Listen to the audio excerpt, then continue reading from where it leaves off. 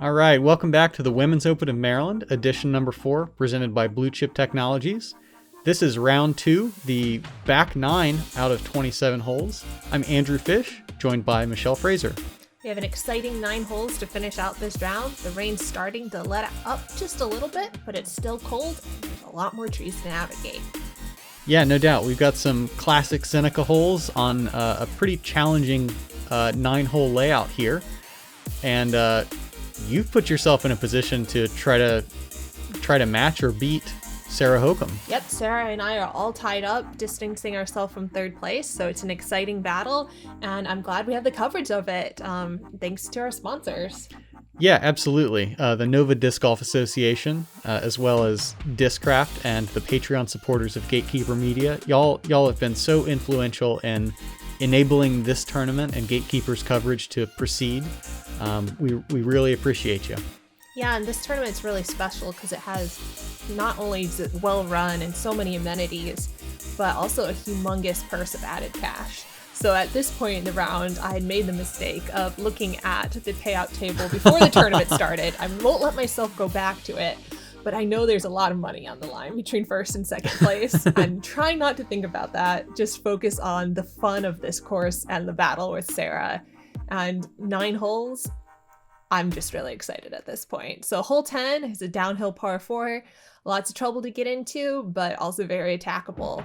And it should be a fun way to start our final 9 after we've had a break. Some of us have changed into dry clothes or dry towels at least, and we're ready to go. Yeah, so you take an interesting flare off of a tree when you kind of pull your disc to the right side. Yep. Is that going to put you in a throwable spot to attack this basket? It depends where I'm lined up with the random trees over there. That hillside is a great look at the basket in general, unless you're right behind a random tree. Yeah.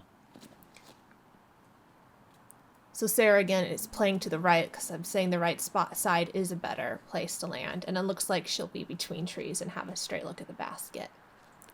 Yeah, that's a good use of her forehand to kind of run it up the hill and then give herself an alleyway where she can either throw a forehand or use that backhand. Lisa's trying to do the same thing, but a little shorter, so maybe behind some of those trees. Missy going with the Anheuser backhand like I tried to do, but doing it much better, getting a full flight, fade back.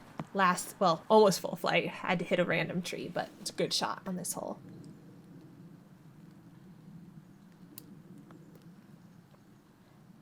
Lisa definitely being deliberate about this approach.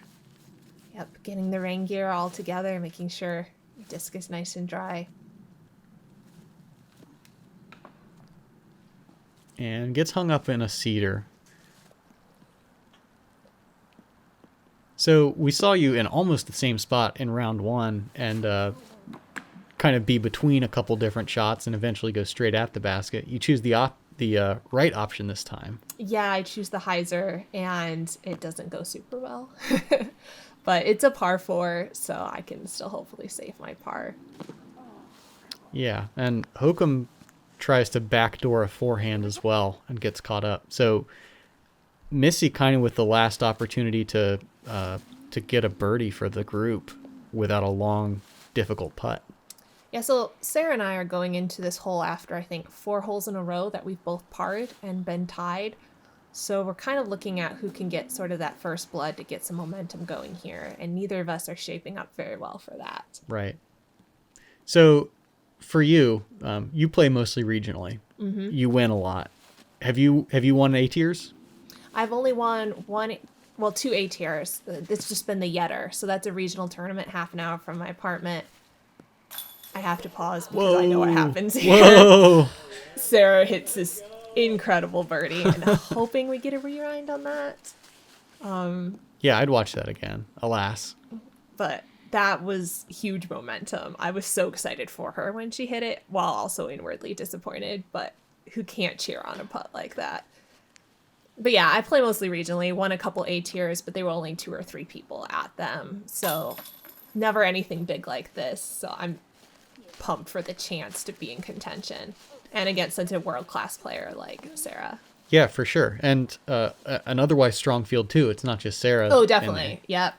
Missy and Lisa both beat me at the last couple tournaments I played with them at. So they're always really good competitors. Yeah, and we've seen you previously last year at the U.S. Women's Disc Golf Championships in Fredericksburg, Virginia. We saw you make the lead card in round 2 at Hawk Hollow.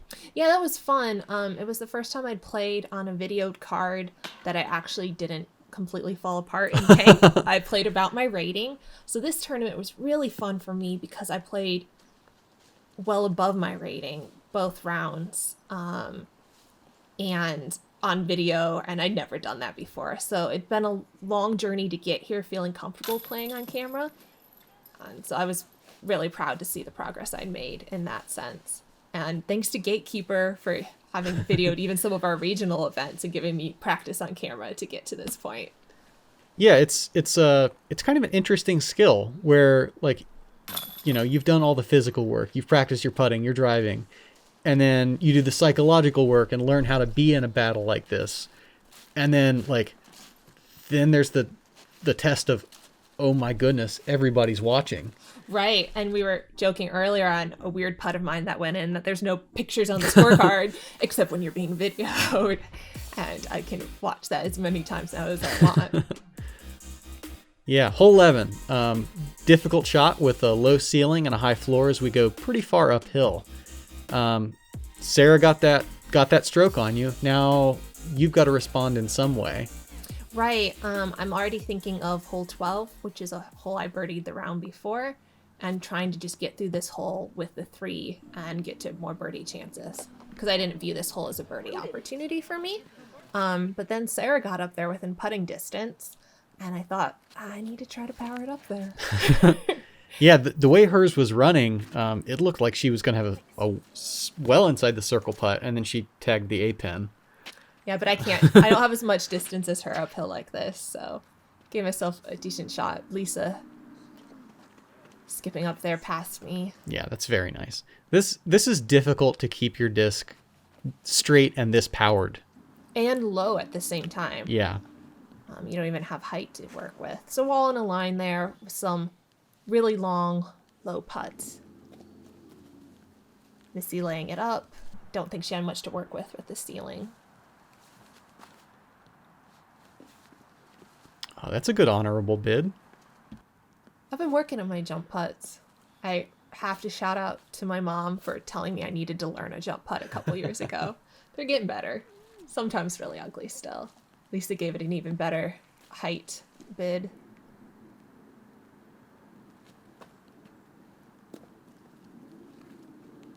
All right, so everybody's in position for their 3. Yep, then we get one more short hole before the beast of hole 13. It's coming up. When anything can happen. I'm Allie Stone. Hey, I'm Andrew Fish. We're co-TDs of the Women's Open of Maryland, edition number 4, presented by BlueChip Technologies. We're super appreciative of BlueChip for being the title sponsor for this year. Additionally, video coverage, players packs, and added cash were supported by Discraft, West Winds Disc Golf, Nova Disc Golf Association, and RSAS Decals. Hole 12, another valley shot. This is going to play a little bit left to right. As you get over this valley, there's a couple high branches that will stop shots coming in. Important to get the right angle and the right height to keep your disc gliding instead of just falling. Sarah set up well for this hole with her skillful forehand. Leaves it a little bit short, but we'll have an uphill putt. I'm trying to play a backhand turnover shot. Turn that over just a bit too fast. Get caught up in that valley where it's very easy to land in. You see there in a valley, another one of the spotters. She actually had been on the wait list to make it into this tournament and didn't get in, and still came out and spotted, and I thought that was pretty awesome. Yeah, really appreciate all of our spotters, but in particular, like Brenda's story was a pretty cool one where she desperately wanted to get in, but there just wasn't enough space at the time. but she loved disc golf enough to come out and watch and help out with the tournament. It says something about this tournament that there was a wait list for a 72-person regional women's event. That's awesome. It speaks to what you and Allie have done for the last 3 years to give this tournament the reputation it has. Wow. An incredible putt by Lisa after a rough start to her back nine, really getting some momentum going there with that huge putt. Yeah, that's a big deal for her. To your point, I really want to shout out Allie Stone, who, does so much work behind the scenes to make this event possible. From designing tee signs to sponsor outreach to social media posts. She has a lot better ins with the women's disc golf community in this region than I might. So thank you, Allie. Thank you to all the folks who got on the wait list. And I know Allie had a lot to do with getting the $4,500 of added cash in this A-tier event, which is frankly unbelievable. Did not expect that going into. So thanks for your guys' hard work as we watch Sarah birdie.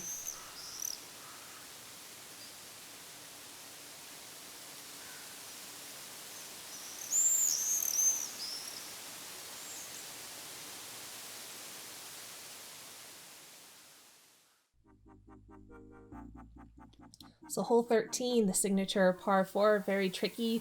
Played well over par the first round and played almost 2 strokes over par the second round. So it's a really hard hole. Let's see how we can manage it in these conditions.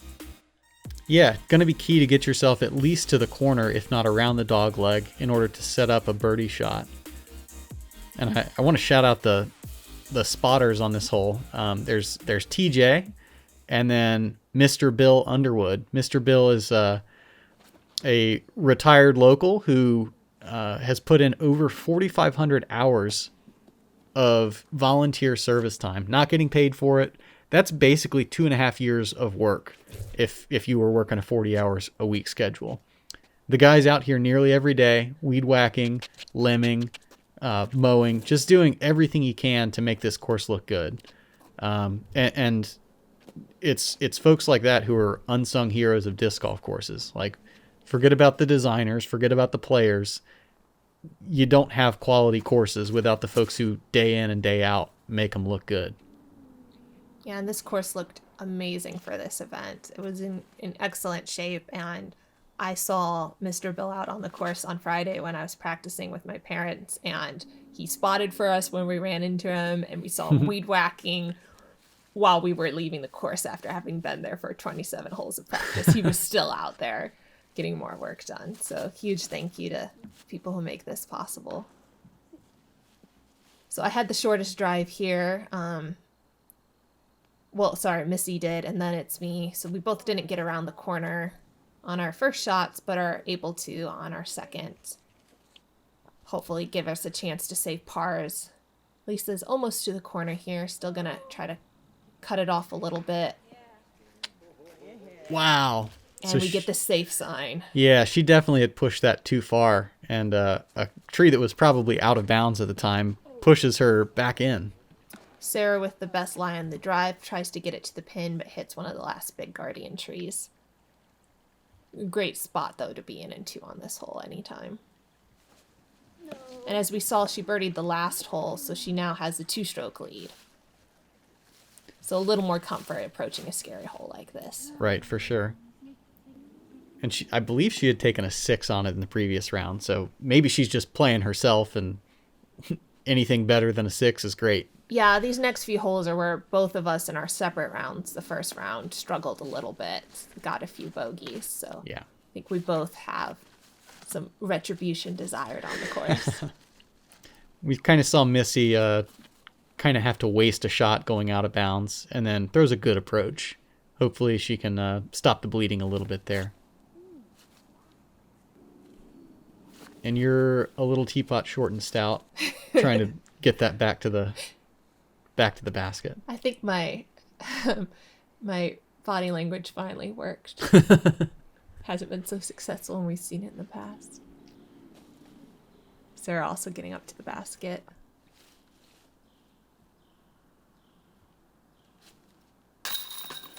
Lisa, a good putt to save her par. Yeah, very solid putt. Just dead center, committed, confident. Hey everybody, thanks for tuning in to Gatekeeper Media for the coverage of this awesome tournament. I'm excited to finish up the season here in Seneca, and it's been a heck of a ride. It's been crazy with all the COVID, and I'm just so excited to be a part of this community and to finish the season on a high note here. And I want to really shout out to my sponsors who kept me on the road all these years, especially MVP Disc Sports. You can pick up my Signature Series disc at mvpproshop.com. Also, big shout out to Paragon Disc Golf. Miles Parkhill there can hook up any clubs with some gear, fundraiser stuff, shirts, any kind of printing you need done. He's your man. Also, I got to thank Zuka for giving me a great all-terrain cart to pull all my stuff around. And then also to Rickaroons and Birdie Fuel. So check out their stuff, and thanks for the support. All right, so we have 5 holes to go here. 2 strokes separating first and second, 2 strokes separating third and fourth. Still some exciting battles. Hole 14 is a par 4 where we play across the creek into an interesting pin position on the side of the hill.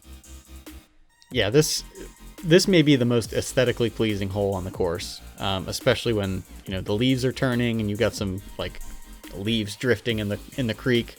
It's just beautiful. Yeah, the creek is really gorgeous. There's some humongous roots of trees exposed by the creek that are so picturesque. It's just such a fun park to explore while trying to play competitive disc golf. Yeah, right. And let alone before you start, hiking or mountain biking or whatever.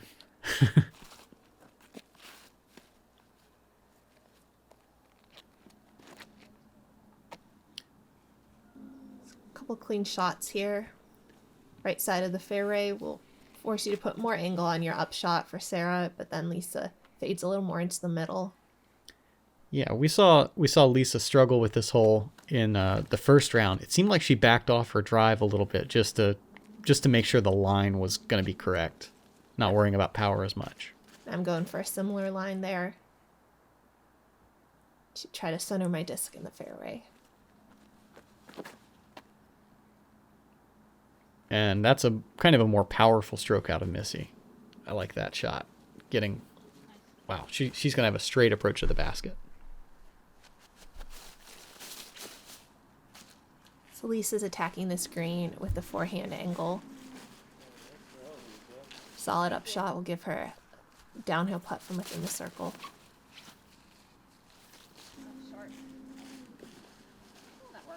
Leave it a little short, which is not great when I'm looking to get birdies to catch up with Sarah. Yeah, Sarah's the one kind of controlling the destiny right now. If she keeps birdieing, you can't win. So you need to gain. And she does that. It's just beautiful to watch. Yeah, what I really like hearing from you is that, like, yes, you are a competitor. Yes, you want to win, but also, like, you want to see your competitors play as well as they can.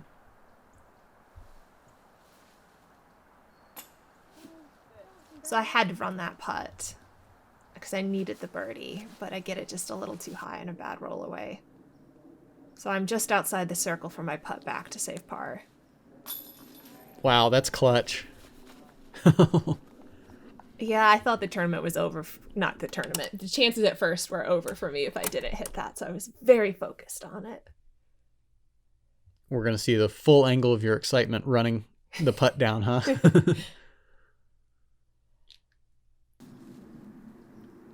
But yeah, like you were saying, it's fun just to watch these other people play because I don't get to tour. I just play regionally.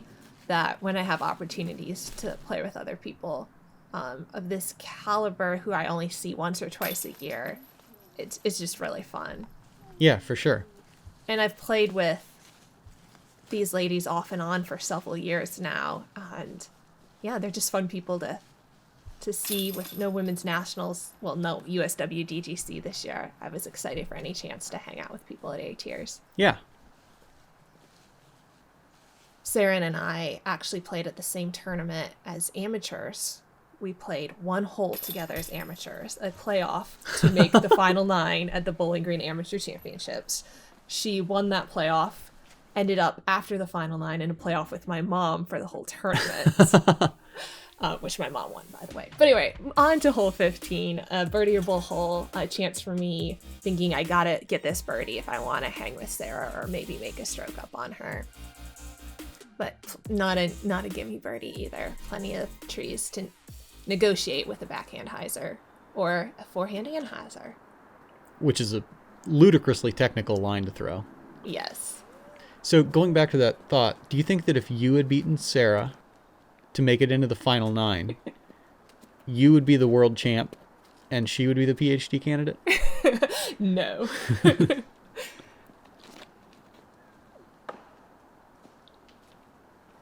Disc golf has always been a hobby to keep me sane as I've been in school my whole life. Yeah, that's understandable. Wow. That's big. Yeah, so trying to not be any more than 2 strokes behind Sarah with the next few holes to go. Yeah, there's definitely swings possible on every single hole on this layout.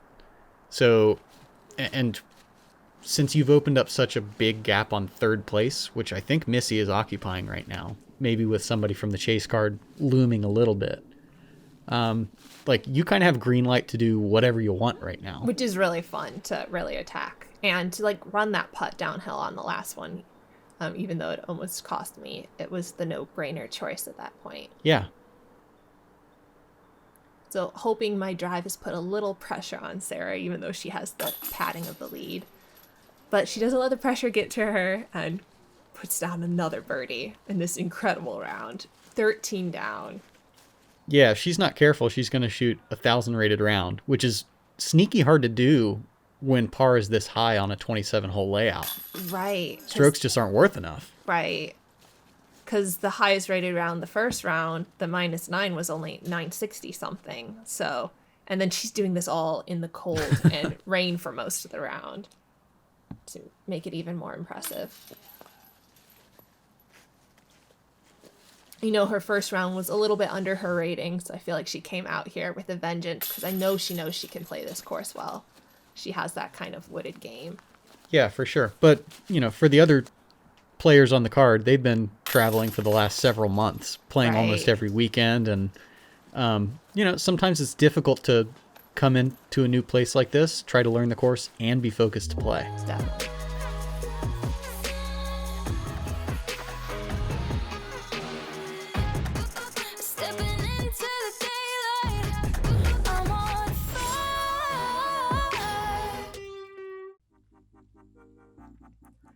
Three holes to go, an interesting par 3 that is just a difficult shot shape. It doesn't shape up for a normal forehand or a normal backhand, and requires a lot of thought into how aggressive you want to play.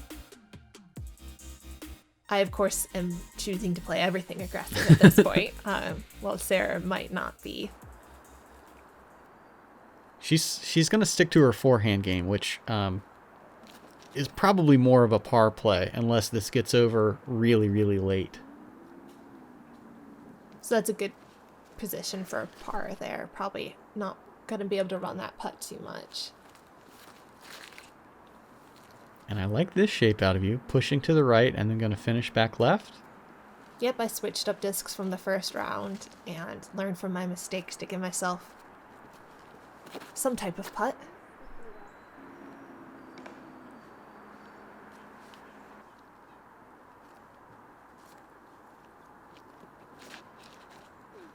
And that is smoked by Lisa. Same as yours, but pushing a little bit more. Yeah, I'll take that.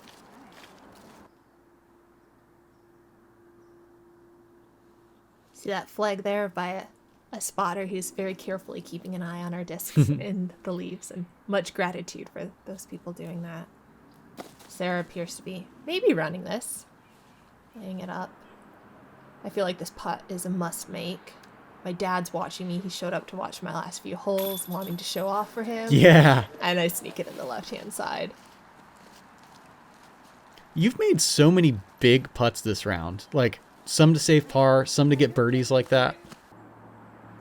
Yeah, it definitely looked different than the first round. First round, I was doing better on my drives and upshots and putting little pressure on my putt. And this round, I've had to really carry it with my putt.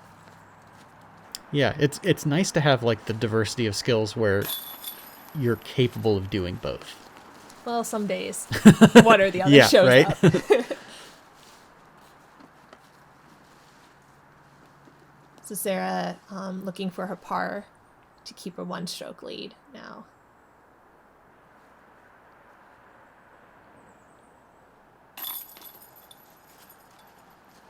Oh, sorry. Did I have that up? 2-stroke lead. Right, because I was 3 strokes behind with a few holes ago. All right, hole 17, about 250 or so. You can either play a forehand kind of straight at it or a backhand that starts up the hill and trickles down. The slope is pretty severe, and my experience is this green is very fast. Very much so. And I struggled on this hole the first round, trying to attack it.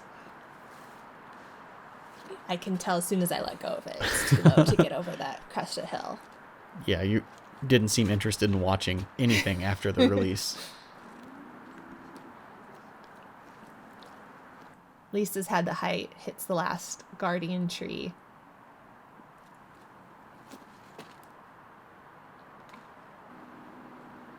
Hokom gets one little touch. That's probably not a birdie. Right, but she has a 2-stroke cushion at this point, so with me not looking set up for a birdie, it's pretty much so done. So everybody's kind of in a rough zone where a run is not guaranteed. You definitely need to lay this up, minimize the damage, and hope you can pull out a miracle on 18. Exactly.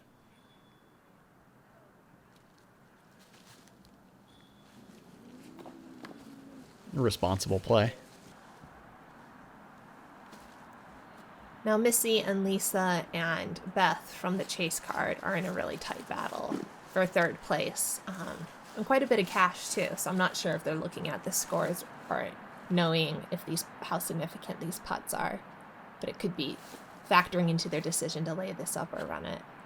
It depends on how much they like big steak dinners and stuff, you know. So I expect we'll see some par cleanups here and then on to 18. Right, and 18 only had 1 birdie the first round, so not the kind of hole it's super easy to bogey either. So I'm not really looking for a miraculous swing with Sarah. Just trying to show off for the camera for the last hole. Cap off a really fun weekend. And get to my dry clothes in the car. Yeah, for sure. And then, you know, your drive home and stuff. We deliberately started the folks who were playing 27 holes early, not to inconvenience them, but so that the round didn't drag on all the way till dark or something. Yeah, and it's little things like that that make a tournament run really well when tournament directors think through the pacing and the spacing and which division should play first. So I do appreciate that. So this lovely picturesque par 4 to finish on, going back towards the parking lot. The drive, you're trying to get it up the hill and get a clean line to do it. Basically an Anheuser or a forehand shot to get to the basket. And it plays longer than 468 because of this uphill shot at the beginning. And you're doing absolutely what you need to. Yep, trying to get that left line that's a little cleaner.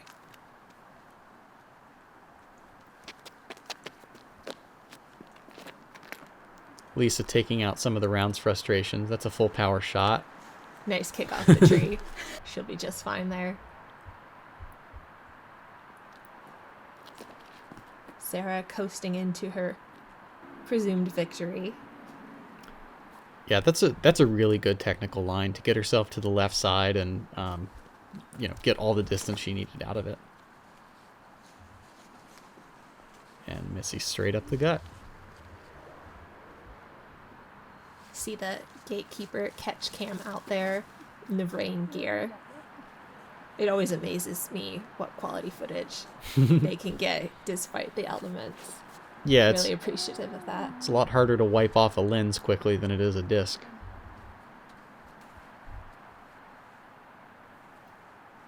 Trying to go for a powerful Anheuser. Seems like you did it. Yeah, I was really pleased with my result. A little short, but I didn't expect to have the distance to get there. But Sarah has an even cleaner lie. Yeah, this shot is just about going to ice it. But yeah, Sarah showed the best way to play that hole with the power 4 hands.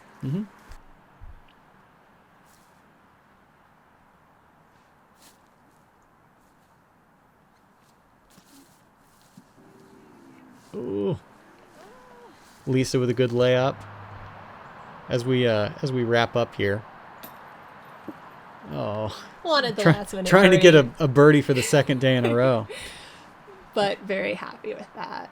Yeah. As we wrap up here, want to again thank all of our volunteers, all of our players who traveled to come to this event and braved the elements, braved some limitations that we had to meet in order to hold the event. Thank you to our sponsors. Thank you to everybody who bought a disc, bought a crate, bought the stuff that allowed us to fundraise to add cash to the purse, have the Gatekeeper media coverage, have good players packs. Yeah, and just huge kudos to Sarah for pulling out 1,000 rated round in the rain. An epic win, and it was just a privilege to feel like I was pushing her on there at the end. Yeah, that's pretty fire. Really, really fun. And Lisa and Missy end up in a tie for third place, as you saw. As the end of a long season for all these touring pros.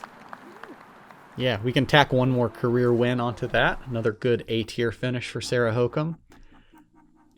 Yeah, and Sarah and I both pulled off bogey-free rounds there.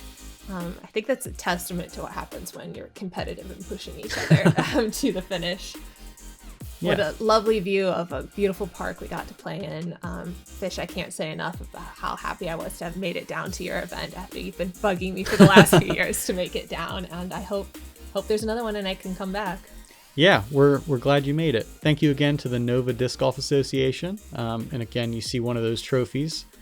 Look at Sarah flexing on them. Thank you to Gatekeeper. Thanks to everyone who makes this event possible. And we hope to join you next year.